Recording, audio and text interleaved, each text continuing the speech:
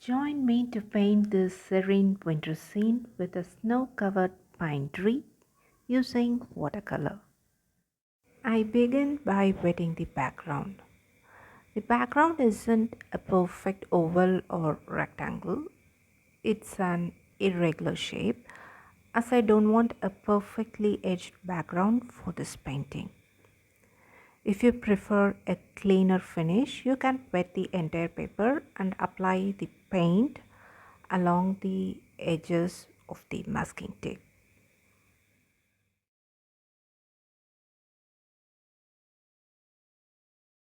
After wetting the surface, I mix ultramarine with burnt umber to create a bluish grey shade which I apply along the edges of the wetted area.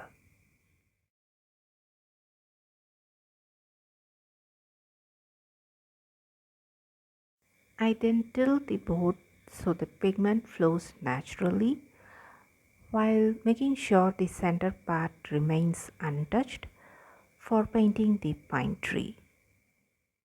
I want the edges of the background to be even more darker, so I apply the bluish gray mix which is on the palette along the edges.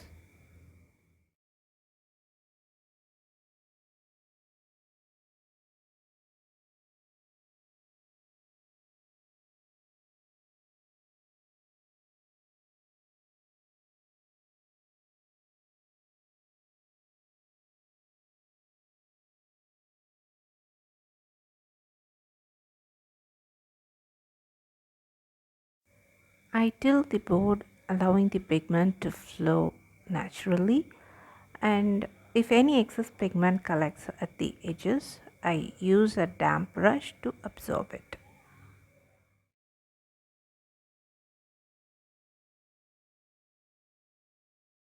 While the paper is still wet, I sprinkle some salt onto the background to create a textured effect. Allow the paper to dry completely. You can also use hair dryer to dry the paper.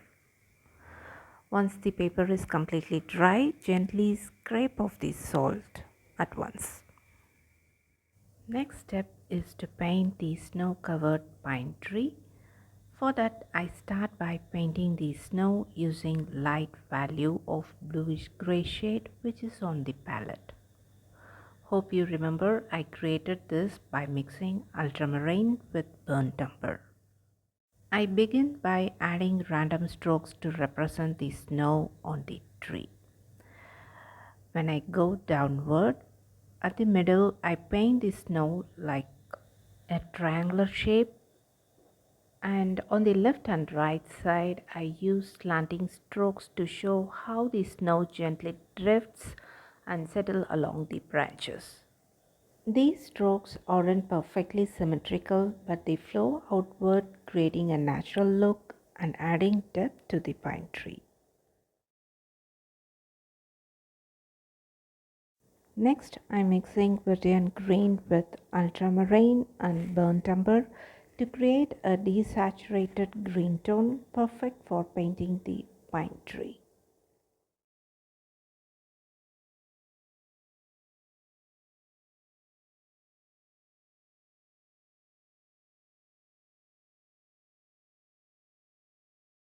Try using a fine tip brush to paint the pine tree so you can gently capture the delicate details of the pine needles. I don't have a fine tip brush. I'm using my round brush. I use the tip of the brush to paint the pine tree. If you don't have a fine tip brush, just use whatever brush you have and use the tip of the brush to paint the pine tree. Another important point is to make sure the pigment is in a thick consistency so you can paint the pine tree with its natural texture. If the pigment is too diluted, you won't get the same result as you see here in this painting. I carefully leave the light bluish gray areas untouched while painting the rest of the pine tree. I focus on protecting the snow-covered sections as I add the pine needles around them, ensuring they stay intact. As you look at my painting, you might notice that the top of the pine tree has less snow, with branches pointing upwards towards the sky. While moving downward, the snow becomes heavier and the branches gently bend towards the ground. This is the idea I try to capture in my pine tree painting. Let me consolidate the important points to keep in mind while painting a pine tree. Number 1, use a fine tip brush.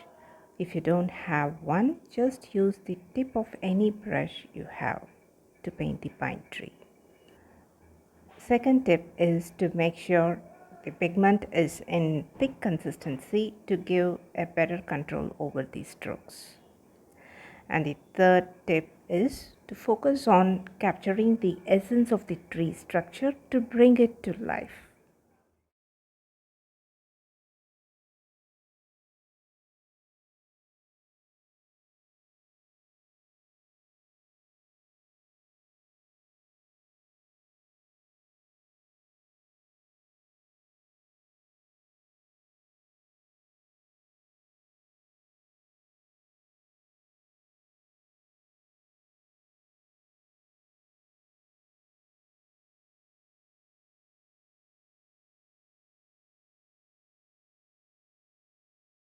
After finishing the pine tree, I add some darker values using ultramarine to the base of the tree to enhance the depth of the painting.